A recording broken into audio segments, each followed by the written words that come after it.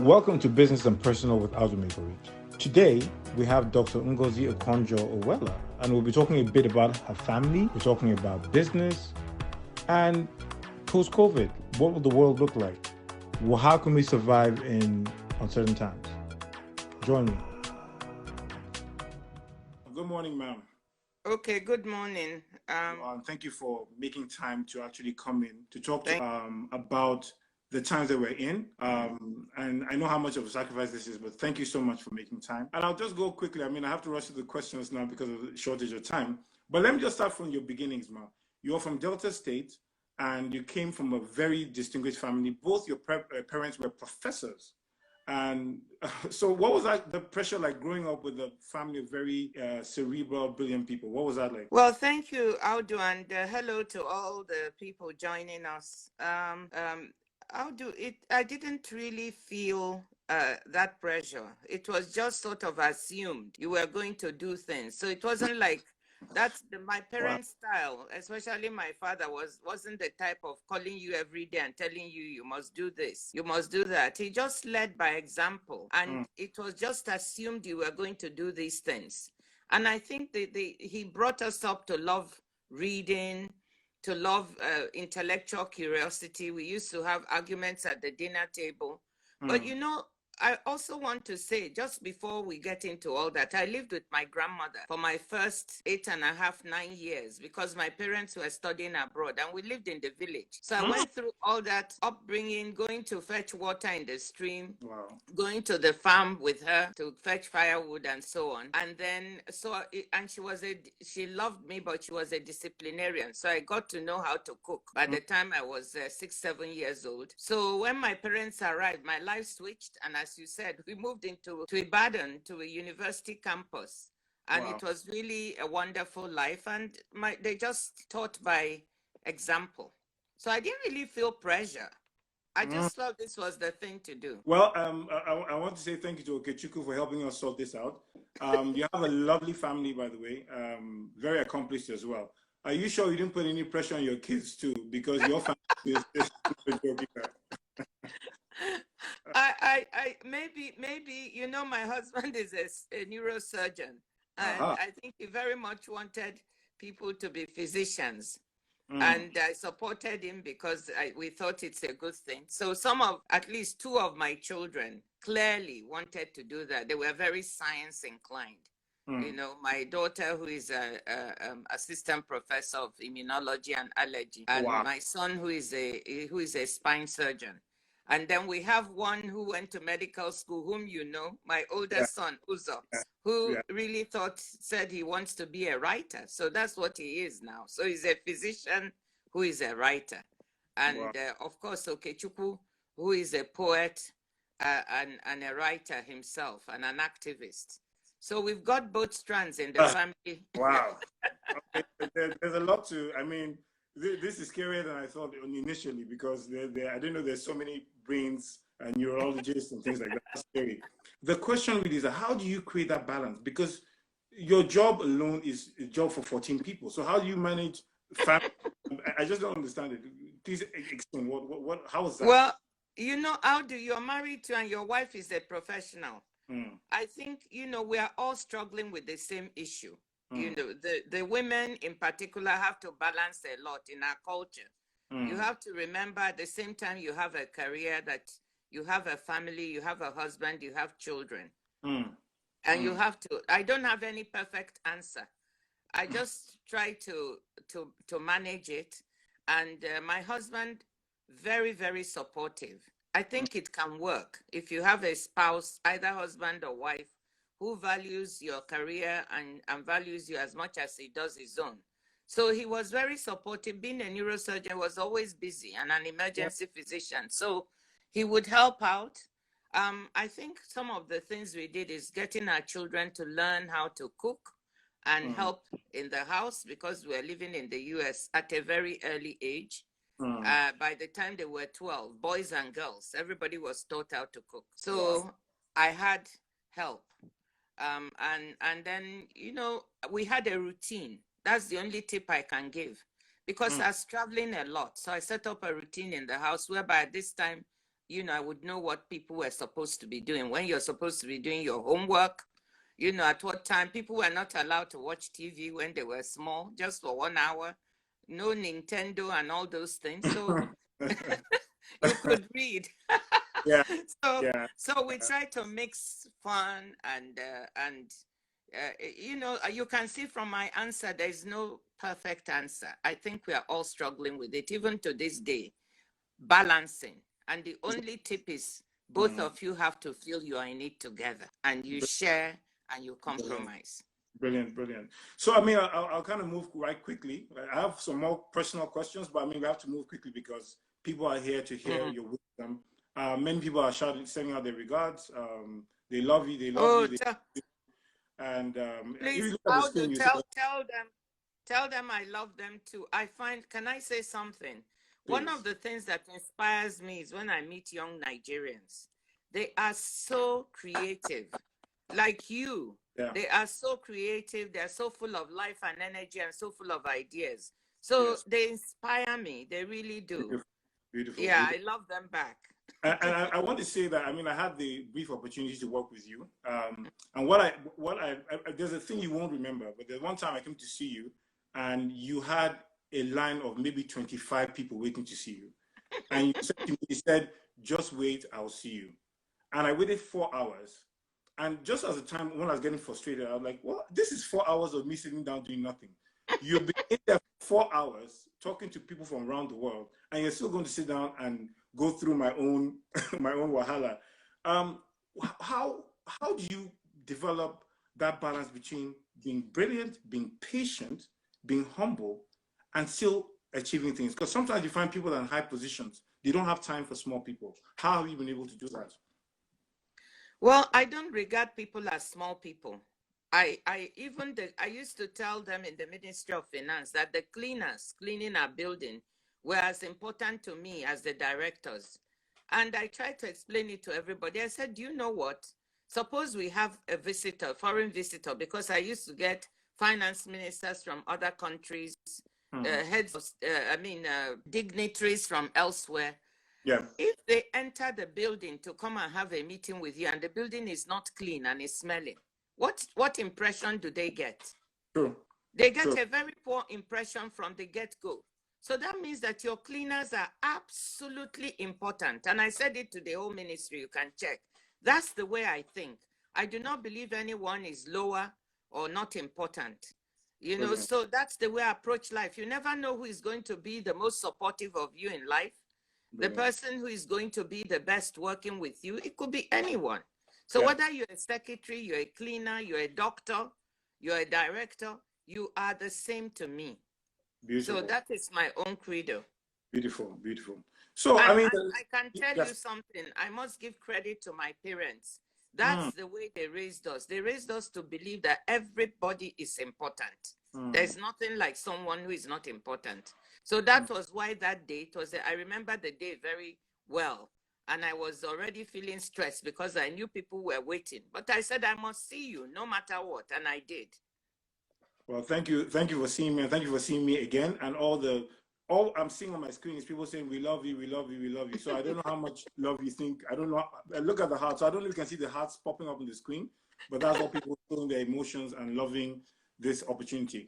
So one of the things I really love about you too is that you've always been the champion for Africa. In every position you've taken, you've always talked very bold. And I want to quote something you said during the Center for Global Development event in 2018. You said Africans are not more dishonest than people in other parts of the world, whether it be the US or the UK. The only difference is that the institutions and the systems are a bit weak. And because of that, people will find a way if the system is weak. And I really love that. It is clear that the biggest challenge that we have is in building strong institutions. What is the formula to do that, and why haven't we been able to effectively do that in Africa? Well, let me say this. That statement I made is true because people are the same everywhere. I don't believe that Nigerians or Africans are inherently corrupt. But if you have a system which is weak and allows people to get away with things, that's what happens. Let me just take a straightforward example. When I first came to the Ministry of Finance, I found that you know, our financial management Sorry, system. could you move the camera so we can see you exactly? Because all your fans want to see you. Beautiful, beautiful. That's great. Thank you. Thank you. Okay, I found that the financial management system was not on a technological basis. We didn't have an electronic or technology platform on which our finances were being managed for such a large country. To me, that was shocking. You know, this was what I found when I came in 2003. Wow. So I said, there's absolutely no way you can manage the finances of a large country like that absent of technology. Do you know what that meant? I found that when we had to pay salaries, we would have to ask, let's say, Ministry of Agriculture, how many people on your payroll this month? Then they will send it to us and we calculate and send them the salaries, then they will pay their workers. What does that mean? That means that anyone can introduce any number of workers they want. Yeah. So each month you would find variations. This month they'll tell you, let's say there's 1,000 in this ministry. The next month it will be 1,200. And you'll be asking, where did the balance come from? And so on and so forth. So it was a shifting payroll, and I thought it gave room for lots of misdeeds, call it that. And so, yes, it did. That's how the phenomenon of ghost workers and ghost pensioners, because people were adding people to the payroll who did not exist and collecting their salaries. It was after seeing that I said, we must build a platform. So we started early, and it took time. It was as far back as 2004. When I mentioned to President Obasanjo, and he said, absolutely, please go for it. Try to build this. So we started, we got the World Bank, we got USAID, we got the fund, everybody who could help, because it needed technical expertise as well as additional resources. And we got some money, and then we began to build it. And guess what? You have to add ministry by ministry. It took time. By the time I left government the first time, we hadn't finished. And there was so much resistance, so much. Ministries didn't really want to come onto that platform, because we also insisted that all workers had to have biometrics. When you have biometrics, you know, you have a proper identification, you open an account, and we can pay you directly. And then we don't have to go through some central ministry where someone else will pay. Sorry, I'm taking long on it, but I want to explain to you go ahead. how big this is. And this is what we brought. The integrated financial management system that is there now was a product of this, with IPIS, integrated personnel and payroll management system, all of it on biometrics. So we could pay people directly, meaning you don't have to come and give me a list. But what delayed it was constant resistance on the part of different ministries. So by the time I left, we had not captured every ministry. When I came back, we were still maybe like 1/3 of the way through. So we fought and fought and fought. By the time I left, we had 75% of the work done. You know, so it was irreversible. We also introduced the Treasury single account at that same time, because I found that, look, the ministry did not have an overview of all the accounts that different ministries were running. So by bringing them into the central bank, we started with the capital accounts, and we finished that by the time I left. And then we were starting on recurrent. So now it was irreversible, you know, so that is what building institutions takes. But do you know what? It took us 10 years. After I left, the thing slowed down. When I came back again, I found it still was not finished. So I said this time, it was actually one of the reasons I decided to accept the honor of being invited back by President Jonathan the second time to finish it. And I made sure that before leaving, it would be reversible, 75% complete. So that's an institution. Now we are using it. Any government that comes can use it. Audu, we haven't, because it takes time. And people come into politics with a very short time frame.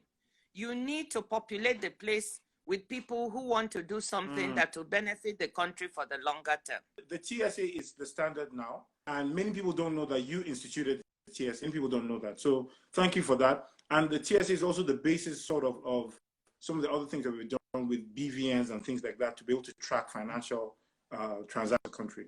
I want to also give tribute to the two presidents, President Obasanjo and President Goodluck Jonathan, who supported this work, and to the team in finance that enabled us to complete it.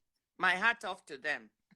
You have said in some recent interviews that you believe that women might, let me use the word carefully because I'm talking to a professor, anecdotally, or rather anecdotal evidence shows that women manage finances better, have less of an ego, and tend to be able to stretch resources across board, maybe more than men. But you say you don't have data to prove this. And because you're a professor, obviously there has to be proper data to back this. But what would you say about that and the role of women and the emerging role of women across board, everywhere in the world, changing economies, changing lives? They've been managing families for years and years. Now they're managing the world. What would you say about that? What is your view about that? And what is the message to young people who have leadership ambitions in Africa? Well, Audu, first of all, I'm not a professor. I just want you to know, I'm just doctor. Oh, sorry, I mixed it up. Sorry, you're right. Is it doctor? Yeah, you know, so I didn't follow the academic career in the university that my parents did. So, but let me come to the role of women. Again, I have great admiration, and you men, you have to respect women because they juggle so many things. They are multitaskers. Can you just step back and think of your mother, your sister, your wife? How many things they have to manage? Yeah. Many of them still have to go out to work, and I think that is fitting. A woman should be able to go to school, have a career. At the same time, they're still managing children. They're still making sure that there's food to eat in the house. They're going to the market. They're managing the household finances. So women are multi-talented. They're multitaskers. I'm not saying that men are not talented. I love men too. But please take off your hats to women. Now, if you think of all these talents that women have, but you look at leadership positions across the world, you will find that, you know, women have not been given the due place they should have in terms of helping to run things. This anecdotal evidence I'm talking about is many people who have women chief financial officers in corporations and CFOs. There's some work, a little bit of work that has been done to show that when companies have women in a place where they manage the finances, that they do a really good job. The company's profits go up. In fact, when they have more women in the company, there's data on this one from various studies that when there are more women in control, in charge, things seem to work better, whether it be in a business or even in a political position. But the point is that, you know, if you look at CEOs worldwide of the Fortune 500 or whatever, women are still 5% or less of the CEOs.